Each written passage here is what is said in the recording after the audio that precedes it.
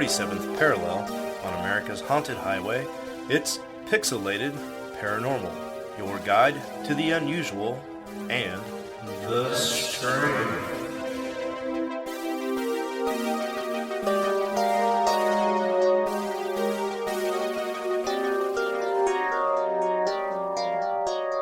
What's up, everybody? Welcome back to Pixelated Paranormal, episode 214. My dog, again, is snoring in the background, so there's some sweet ambiance. At the top, this episode is not going to be edited. I am just going to slap the tracks together, put an intro and an outro on it, and call it a day, because we're a little late getting started. Because, Preston, you were being just the brother of the year, doing your due diligence, taking care of your big brother. I was. So, something's wrong with his heater. He didn't have any heat. And it's like, 40. It's probably going to get really low tonight. Like, it only got up to 48 today. Yeah, it's a cold day in Kansas. Yeah, and he called me and he's like, I need you to come look at the furnace. I don't know what's going on. And it doesn't have, like some of your older furnaces have like a little igniter on it so you can relight the pilot light, and this one doesn't. It's all controlled by a gas valve. And you're just supposed to turn the knob, flip the power back on. And for whatever reason, it's not working. So I drove down to Wally World and got him a space heater and made some phone calls to see if I could get somebody out in the next couple days to take a look at it for him. So we'll see what happens. Well, good for you, man. That's the family thing to do, I guess. Yeah, we're in that weird phase of Kansas fall weather where it can't make up its freaking mind. It's like 40 degrees outside, raining all day long, and just colder than heck. So I'm sure he'll appreciate the space heater. I hope so. He's Well, like on this episode, he's like Fredo, and I'm like Michael off The Godfather. So, oh, okay. I've never seen The Godfather, so I'm going to assume that's a pretty well-known reference. Yeah, somebody will get it. Probably everybody but me. There you go. Well, on this episode, you don't even know what the topic's going to be, because we were putting off our cryptid encounter one more week because we were going to have Steve back with us, hopefully Sunday when we record that. So we're going to skip the news and just jump right into the story. And this is the Great Amherst Mystery. Presto, does that ring any bells? Not a single one. Awesome. Okay. Well, that's fine. It's a fun little story about a poltergeist haunting in Canada. Ooh. So if you drive about 40 minutes southeast of Moncton, New Brunswick, you'll come across the beautiful, peaceful little town of Amherst, Nova Scotia. It's perched on top of a pretty little hill in the Bay of Fundy. But back in 1878, a cozy, well-kept cottage in this quaint Victorian village was rocked to its core by the activity of Canada's most famous poltergeist, which, as a result, has been publicly named the Great Amherst Mystery. The activity in the case revolves around a 14-year-old girl named Esther Cox. At the time, Esther lived in the aforementioned cottage with her elder sister, Olive, who ran a household. The household consisted of Olive's hardworking husband, Daniel Teed, who owned the cottage. Oliver and Dan's two young boys. Olive and Dan's two young boys. We're off to a great start. Olive and Dan's two young boys, Willie and George, who were 5 and 1. Dan's brother, John, and Esther and Olive's brother, William, and their 22-year-old sister, Jane. So it's a pretty big household. Well, Esther was said to be a strange girl, exceptionally moody, and unusually fond of pickles. But that's not really here nor there. What a scandal, right? She had been a tiny baby weighing only 5 pounds when she was born at 9 months old. Her mother unfortunately passed away when she was just 3 weeks, and her father subsequently remarried, kicked rocks, and moved to Maine, leaving poor Esther in the care of her grandmother. Now, under her grandmother's influence, Esther grew up to be an oddly serious yet old-fashioned girl. People would go on to describe Esther as having a disposition that's naturally mild and gentle, but she at times can be, however, self-willed and is bound to have her own way when her mind is made up. If she's asked to do anything she doesn't feel like doing, she becomes very sulky and has to be humored at times to keep peace in the family. However, all things considered, she's a pretty good girl and always has a born good reputation in every sense of the word. So stubborn-headed with a heart of gold. Well, one afternoon during the summer of 1878, a young man came calling named Bob McNeil, a subordinate co-worker of Daniel Teed, to whom Esther took a fancy to. Well, he invited Esther to take a ride with him in his carriage. Mr. McNeil drove Esther to a wooded area in the country, pulled off amongst the trees, and then suddenly pulled a revolver out of his pocket and aimed it at poor Esther. Well, evidently he was harboring some dastardly intentions. Esther just got pissed off, told him to go shove it, and refused to get out of the buggy. Well, right before Mr. McNeil could do anything unthinkable, the sound of other carriage wheels came down the dirt road, and McNeil got cold feet and then took Esther back to the Teed cottage, where she rushed inside, past all the family, and cried herself to sleep. Well, during the following days, Esther's distress was evident to the entire family.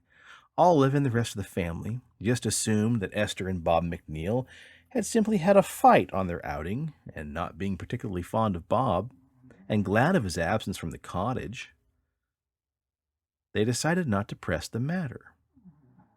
Well, later on the evening of September 4th, 1878, Esther and her sister Jane, who shared a bed and a bedroom, were just settling down for the night when Jane felt what she thought might have been a mouse crawling inside of her mattress. This frightened both the girls, who lit a lamp and searched high and low for the mouse, but were unable to find it. Later that same night, the sisters heard a rustling beneath the bed, so determined to figure out what the noise is coming from, they discovered a cardboard box under the bed that was filled with pieces of patchwork and fabric. Assuming the mouse had crawled inside the box, they ripped it from under the bed, dumped everything out in the middle of the room, where the box then jumped 1 foot in the air on its own and landed on its side. The girls screamed for Dan, who came to the rescue. Hearing their incredible story, he simply laughed and said they must have been dreaming, put everything back in the box, and shoved it back under the bed. Now, the next night, Esther, who had gone to bed early on account of a fever, jumped out of bed in the middle of the night crying, wake up, Jane! I'm dying!" So her sister Jane woke up, lit the lamp again, and to her horror, found her sister's face was blood red, and her eyes were bulging out of her skull as she was in terror and trembling in her nightgown. Jane called for assistance, and soon the entire family came running into their bedroom door. Not knowing what else to do, they just laid there rocking Esther back and forth, trying to get her to calm down until the red color had drained from her face, and she turned back to her normal pale self. She woke up from her slumber, and in a choking voice she declared, "I'm swelling up, and I shall certainly burst. I just know I shall." Well, indeed, Esther's hands and feet were alarmingly swollen. Her complexion now was a deathly pale, where moments later it had been almost beet red, and her skin was burning with a fever, where moments earlier had been icy cold.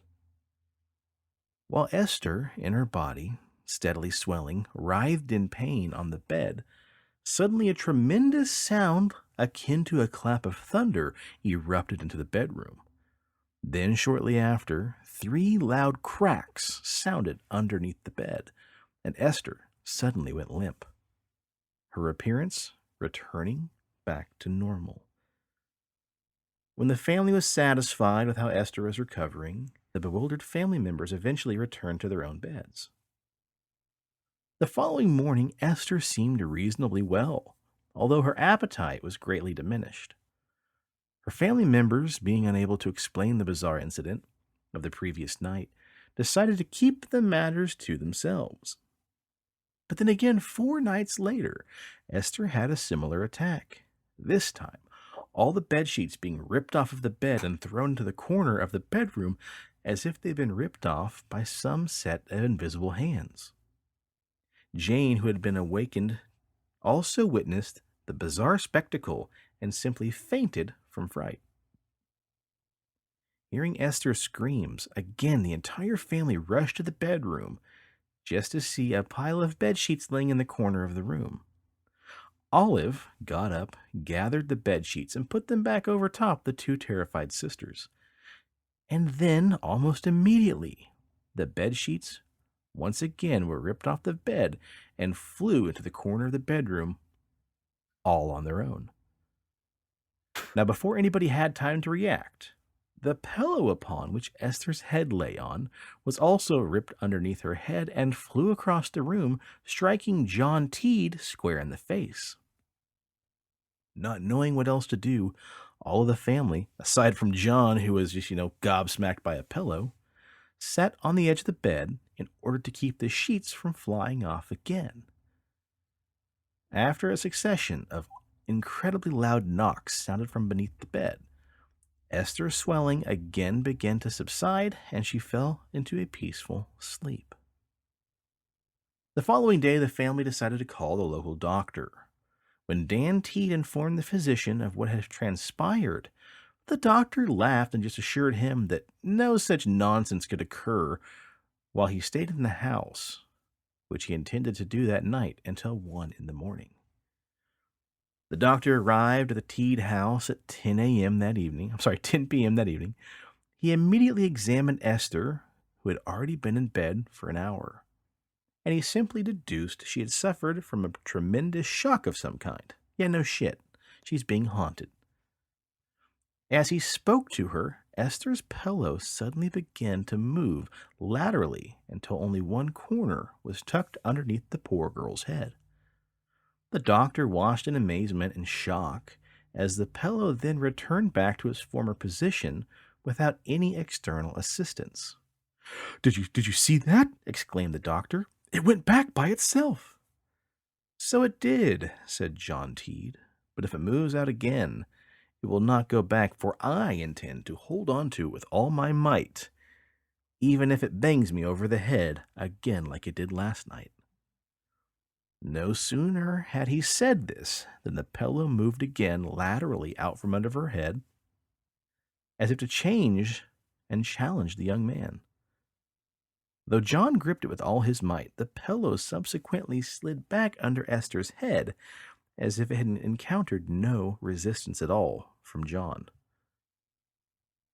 Shortly thereafter, loud knocks sounded from beneath the bed, and although the doctor examined the area from which the sounds had originated, he was unable to determine their source. He proceeded to walk about the room, knocking here and there. Suddenly, the knocking began to follow him, sounding from the floor beneath where he walked. After about a minute of knocking, the bed sheets once again lifted and flew into the corner all on their own, immediately following a bizarre scratching sound coming from the wall behind the bed. When everybody in the room looked to ascertain the sound of the noises, they saw a disturbing message had been carved onto one of the walls in the bedroom. "Esther Cox, you are mine to kill." For the next 3 weeks, the strange activity increased in both frequency and intensity. Esther's invisible tormentor began to pelt her with objects like potatoes, wooden planks, often in the presence of the family, and also made violent banging noises all throughout the house. A doctor who prescribed morphine to Esther in order to calm her shattered nerves went outside one evening when one of the banging sessions had begun and noted that from the street it sounded like somebody was standing on top of the cottage roof, pounding on the shingles with a sledgehammer. One night later in the end of September, during another knocking session, Esther had a seizure in her bed and became cold and rigid. In this alarming state, she told her family members who were in the room with her about a traumatic incident which had occurred between her and Bob McNeil in a wooded area early in that fall, an incident which none of them had yet had any knowledge about. When Esther recovered, her family members told her what she had said. Although Esther had no recollection of making the confession, she tearfully admitted the story was true. Shortly after this incident, Jane observed the mysterious knocking often seemed to correspond with things that were said, as if the invisible agent that made the sounds could hear and understand the family. Dan decided one night to test the theory and asked the mysterious force to knock once for every person in the room. And sure enough, the entity responded with the correct number of raps each, which were violent enough to shake the entire house. Over the next 3 weeks, the family developed a method by which to communicate with the mysterious entity, which continued to harass them at random. In response to their closed-ended questions, the presence would knock once for a negative, thrice for a positive affirmation, and 2 when in doubt about a reply. Throughout October, the Teed house was visited by several clergymen, and different denominations began to filter in and out of the house, all who were hearing the strange activity and hoped to see with their own eyes. A well-educated Baptist minister came away from the house convinced that neither Esther nor her family members were responsible for the manifestations.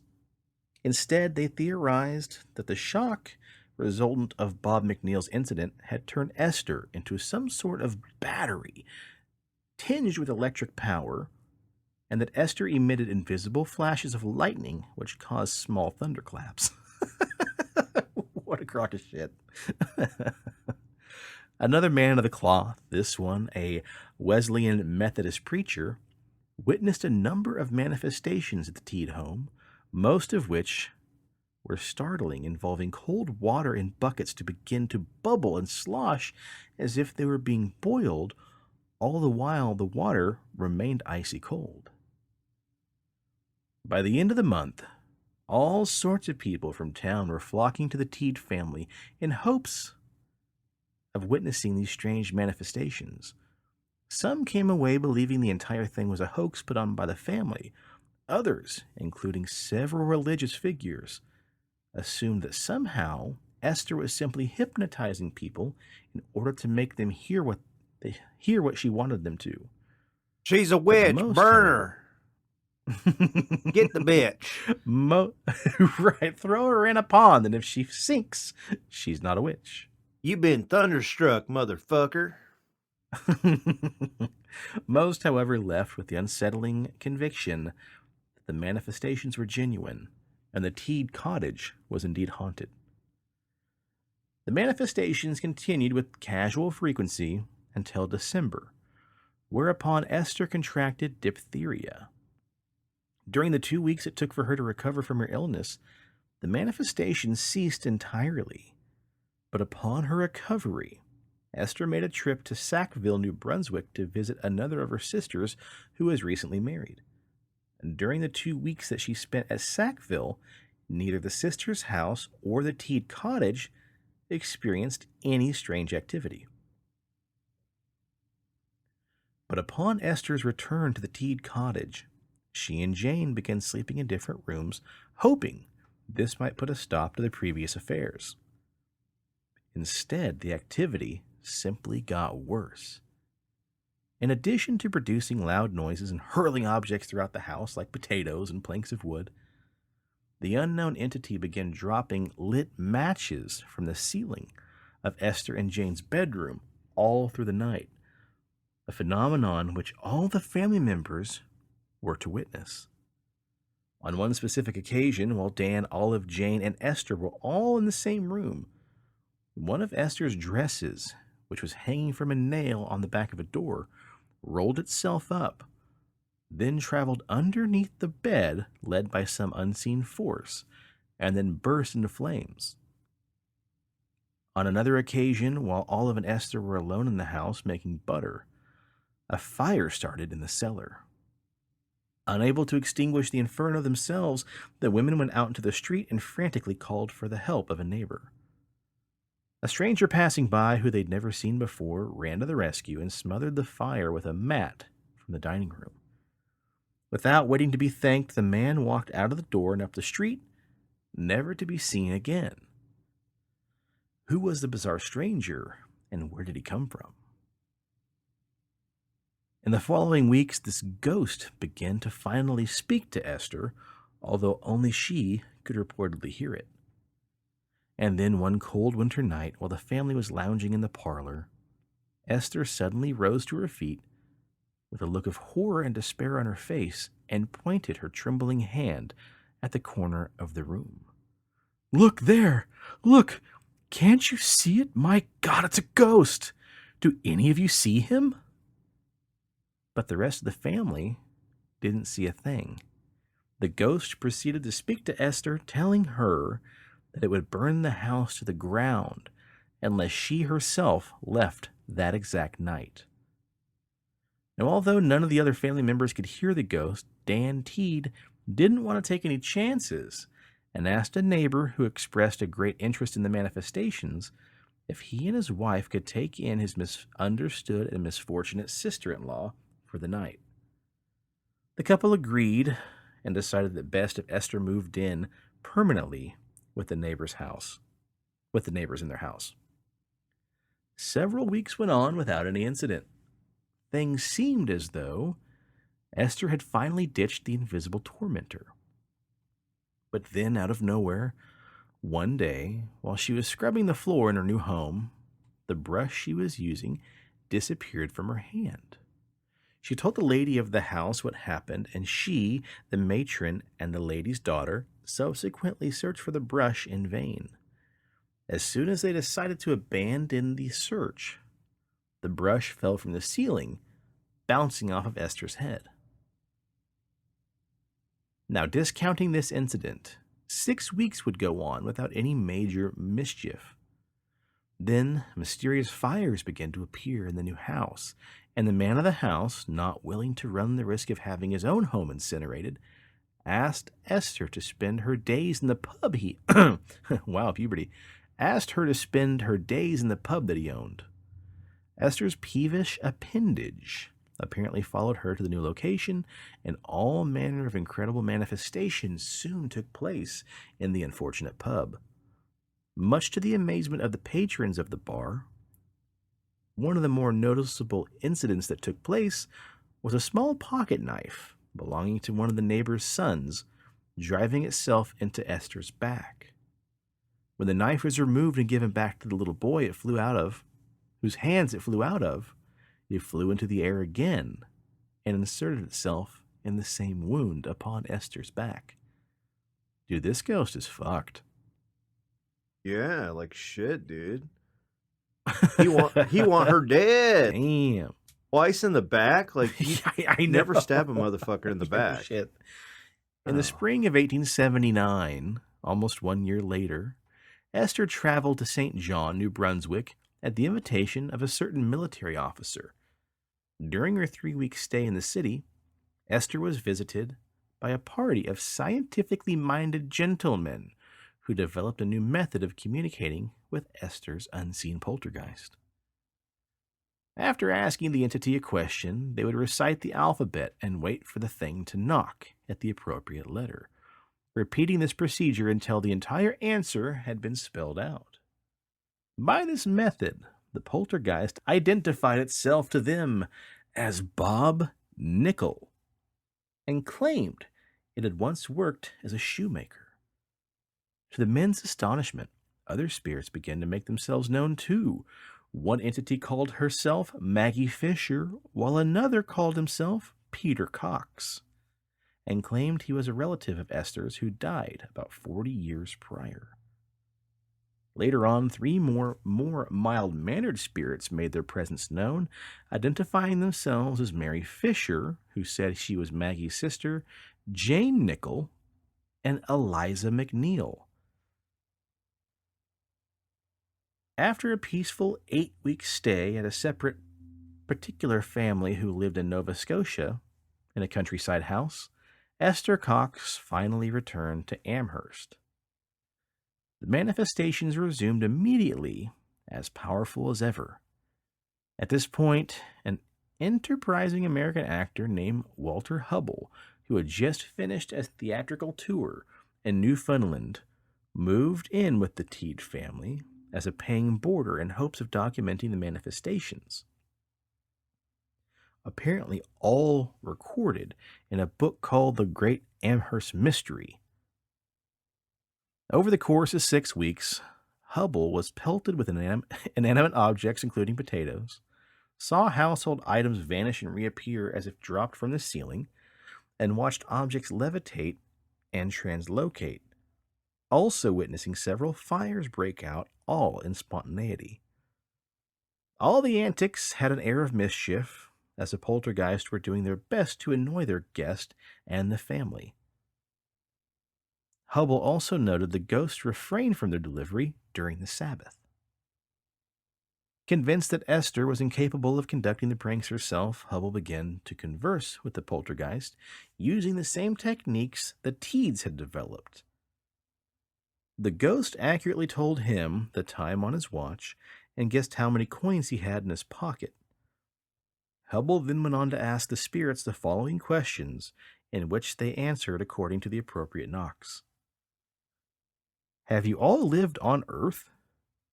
Yes. Have you seen God? No. Are you in heaven?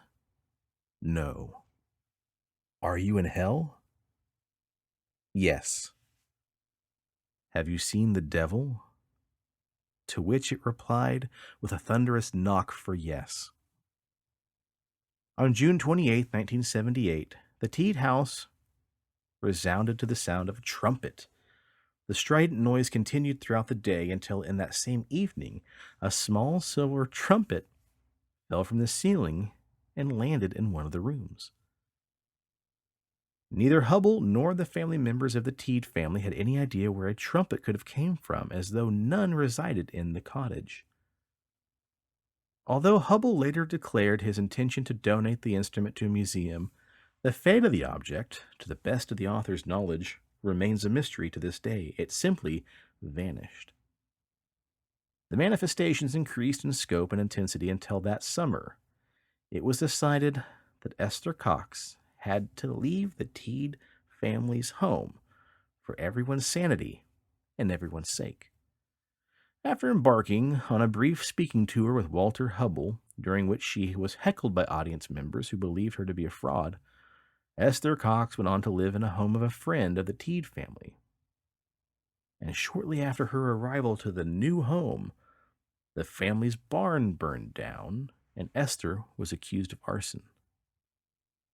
She was subsequently sentenced to 4 months in prison, but was released 1 month later on account of good behavior. After being released, Esther went on to marry a man who had come to visit her during her imprisonment. Following her marriage, the poltergeist activity finally had stopped for good. Was this the case of a jolted lover, or was the Amherst cottage truly haunted by a pack of wild poltergeists? So I think I solved the mystery. Did I you? know, yeah, I know what Great. this is. Um, so remind me again. What did you say? 1850, 1880. When did this all take place? 1878. So typically they say that poltergeist activity always takes place when you have like somebody in their teens who's got a lot of like angst and anxiety going on, and they're going through puberty, and then I don't know, like their inner self acts out and causes all this crazy shit to happen. So 1870. Now, I'm not saying that we're all a bunch of sluts nowadays, but back then, you didn't have premarital kick your rocks off sort of activity. It Mm-hmm. was very frowned upon. So maybe, just maybe, I'm going to throw this out here that she was sexually frustrated and going through a little bit of anxiety there and was causing the own poltergeist activity. And after, the being put in jail, and maybe she went to like a nut house for a little bit, maybe got some enemas because they did that back in the day. She got married, her new husband knocked her rocks off, and the poltergeist activity went away, bro. Huh. Well, from what I've read and what I've, learned from documentaries, it does seem as though poltergeist activity does predominantly take place around prepubescent, early teen females more than it does a male. So who knows, man? Um, it definitely becomes interesting when you look back, like you said, back in the 1800s and the early 1900s.